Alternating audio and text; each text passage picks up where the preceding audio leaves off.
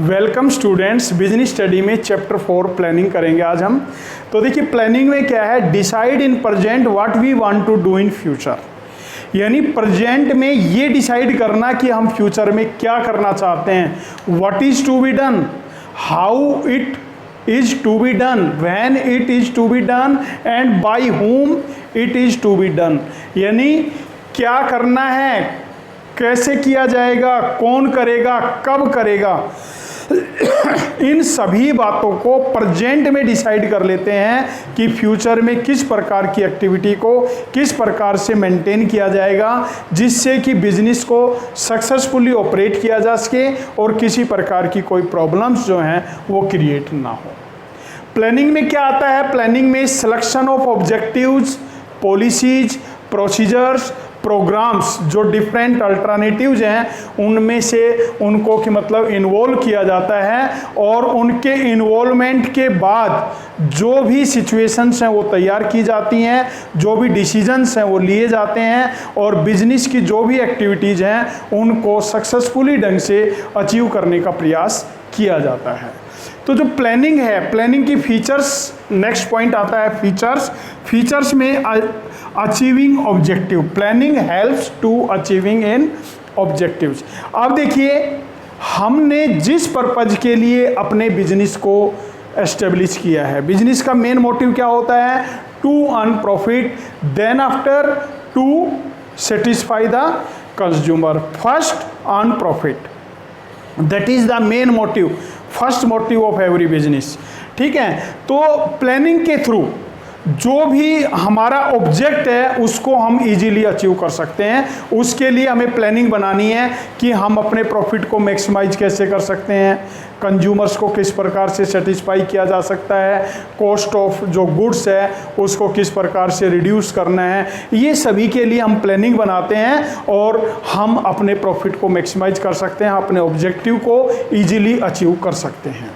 Primary functions of management, planning is the primary functions of management. अब देखिए कोई भी मैनेजमेंट एक्टिविटी है, मैनेजमेंट एक्टिविटी में सबसे पहला जो हमारा फंक्शन है प्लानिंग आता है। किसी भी एक्टिविटी को पूरा करने के लिए सबसे पहले हमें उसके लिए प्लानिंग बनानी है कि उस कार्य को किस प्रकार से पूरा किया जाएगा, कौन पूरा करेगा, कब पूरा करेगा, कैसे पूरा करेगा, उन सभी बातों को इसमें इन्वॉल्व किया जाता है। इसलिए प्लानिंग को प्राइमरी फंक्शंस ऑफ मैनेजमेंट माना गया है। Pervasive here means universal process, universal means applicable at all levels, सभी लेवल्स पर। मैनेजमेंट का चाहे टॉप लेवल है, लोअर लेवल है, मिडिल लेवल है, चाहे आपका बिजनेस है, चाहे आपका सोशल सेक्टर है, चाहे आपका पॉलिटिकल सेक्टर है, चाहे आपका रिलीजियस सेक्टर है, किसी भी सेक्टर में किसी भी एक्टिविटी को पूरा करने के लिए हमें प्लानिंग बनाने की आवश्यकता होती है। जब तक हम प्लानिंग नहीं बनाएंगे जब तक हम उस एक्टिविटी को अचीव नहीं कर सकते हैं। इसलिए जो प्लानिंग है वो एक यूनिवर्सल प्रोसेस है, प्रिवेसिव प्रोसेस है।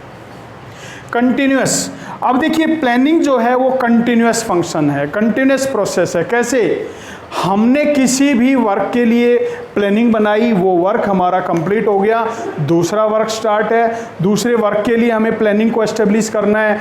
जैसे ही सेकंड वर्क कंप्लीट होगा, थर्ड वर्क के लिए हमें प्लानिंग प्रोसेस को बनाना है। इस प्रकार से जो हमारी प्लानिंग प्रोसेस है वो कंटिन्यूस चलती रहती है, इसलिए प्लानिंग को कंटिन्यूस प्रोसेस माना गया है। रिलेटेड टू फ्यूचर, अब देखिए प्लानिंग पास्ट से नहीं बनाई जाती, प्लानिंग किस लिए बनाएंगे, फ्यूचर के लिए बनाएंगे कि फ्यूचर में आपने क्या करना है। आपने प्लानिंग बनानी है कि +2 में मैंने अबाउ 90% किस प्रकार से लेने हैं। आपने +1 के लिए प्लानिंग नहीं बनानी है। इसलिए प्लानिंग जो है वो किससे रिलेटेड होगी, फ्यूचर से रिलेटेड होती है। इन्वॉल्व डिसीजन मेकिंग, अब देखिए प्लानिंग में डिसीजन मेकिंग इन्वॉल्व होता है। जब किसी भी एक्टिविटी के लिए हम प्लानिंग बनाते हैं उसके बाद हमारे माइंड में आइडियाज आते हैं, डिसीजंस आते हैं कि उस प्लानिंग को पूरा करने के लिए हमें क्या डिसीजंस लेने हैं, किस प्रकार से आगे सिचुएशंस को बढ़ाना है जिससे कि हम अपने जो भी ऑब्जेक्टिव्स हैं, जिस पर्पज के लिए बिजनेस को एस्टेब्लिश किया है वो पर्पज पूरा कर सकें। तो जो भी डिसीजन मेकिंग इन्वॉल्वमेंट है वो प्लानिंग में इन्वॉल्वमेंट होता है। प्लानिंग के बाद ही डिसीजन मेकिंग जो है वो इन्वॉल्व होता है। मेंटल एक्सरसाइज, अब देखिए प्लानिंग हाथों से नहीं बनाई जाती, प्लानिंग माइंड का प्रयोग होता है। तो जो प्लानिंग है उसमें एक्सपर्ट की रिक्वायरमेंट होती है, और जो प्लानिंग है वो माइंड की रिक्वायरमेंट होती है। इसलिए प्लानिंग को मेंटल एक्सरसाइज माना गया है कि एक एक्सपर्ट जो मैनेजमेंट एक्टिविटी का एक्सपर्ट है और जो फ्यूचर्स की सिचुएशंस को आसानी से चेकआउट कर सकता है, और वो व्यक्ति ही इस प्रकार की जो प्लानिंग है बनाने में सक्सेस हो सकता है। इसलिए जो प्लानिंग है वो मेंटल एक्सरसाइज है। इसके बाद हम आते हैं इम्पोर्टेंस पर। प्लानिंग के जो इम्पोर्टेंस है, प्लानिंग हमें डायरेक्शन प्रोवाइड करता है। किस प्रकार से डायरेक्शन प्रोवाइड करता है? आपने प्लानिंग बनाया कि कल हमें दिल्ली जाना है, इसके बाद नेक्स्ट पॉइंट आपके माइंड में आता है कि दिल्ली बाई बस जाना है या बाई ट्रेन जाना है। नेक्स्ट पॉइंट आता है किस समय जाना है, दिल्ली में किस जगह जाना है, क्या परचेजिंग करना है, रिटर्न कब आना है, रिटर्न में बाई बस आना है या बाई ट्रेन आना है। तो ये क्या है कि ये डायरेक्शंस, जो भी डायरेक्शंस हैं वो प्लानिंग के थ्रू प्रोवाइड हुई। सबसे पहले हमने प्लानिंग बनाई, और प्लानिंग के बाद जो भी इस प्रकार की डायरेक्शंस हैं वो हमारे माइंड में आती है, जिससे कि हम जिस पर्पज़ के लिए प्लानिंग बना रहे हैं वो पर्पज़ हमारा पूरा हो सके। Reduce risk of uncertainty. अब देखिए, जो हमारा बिजनेस है वो फ्यूचर पे डिपेंड है, फ्यूचर अनसर्टेन होता है और फ्यूचर में रिस्क इन्वॉल्व होते हैं। तो प्लानिंग के थ्रू हम अपने रिस्क को मिनिमाइज कर सकते हैं, रिड्यूस कर सकते हैं, उनको अवॉइड नहीं कर सकते हैं, लेकिन प्लानिंग के थ्रू जो हमारे बिजनेस में रिस्क इन्वॉल्व हैं उनको हम रिड्यूस कर सकते हैं। Reduce overlapping and wasteful activities. अब देखिए, प्लानिंग के थ्रू ओवरलैपिंग और जो वेस्टफुल एक्टिविटीज हैं उनको रिड्यूस किया जाता है। कई बार क्या है कि हमने कोई प्लानिंग नहीं बनाई, तो ऐसी सिचुएशन में जो हमारी एक्टिविटीज है वो सक्सेस नहीं हो पाती है। सपोज आपके कोई फंक्शन है, आपने कार्ड का डिस्ट्रीब्यूशन करना है, और आपने अगर प्लानिंग बनाई है कि परिवार में 4 मेंबर हैं और चारों मेंबर ने अकॉर्डिंग अलग अलग प्लानिंग बनाई है कि आपने यहाँ डिस्ट्रीब्यूट करना है, आपने यहाँ डिस्ट्रीब्यूट करना है, तो इससे क्या होगा कि एक जो एक्टिविटी है वो सक्सेस होगी। और यदि कोई प्लानिंग नहीं है तो क्या होगा कि एक घर में 4 कार्ड पहुंच जाएंगे और एक घर में हो सकता है एक भी कार्ड ना पहुंचे, क्योंकि हमारी वहाँ प्लानिंग नहीं है और चारों भाई एक ही घर में अलग अलग टाइम पे कार्ड लेके पहुंच जाएं। तो इससे क्या होता है कि जो प्लानिंग है वो हमारी इस प्रकार की जो ओवरलैपिंग है और जो वेस्टफुल एक्टिविटीज़ है उनको रिड्यूस करती है, क्योंकि प्लानिंग के थ्रू हम एक ऐसी सिचुएशंस तैयार करते हैं जिससे जो इस प्रकार की वेस्टेज है उसको रिड्यूस किया जा सके, ओवरलैपिंग को रिड्यूस किया जा सके। Promote innovative ideas. अब देखिए, प्लानिंग बनाने के बाद हमारे माइंड में नए नए आइडियाज़ आते हैं कि हमें ये करना चाहिए तो हम ये अचीव करेंगे, ऐसा करेंगे तो ये अचीव करेंगे।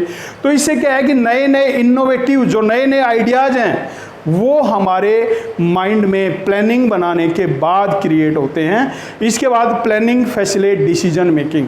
अब देखिए, प्लानिंग आपने बनाई है, उसके बाद ही तो आप डिसीजन लेंगे कि आपने क्या करना है। अगर कोई प्लानिंग ही नहीं है तो डिसीजन कहाँ से लेंगे।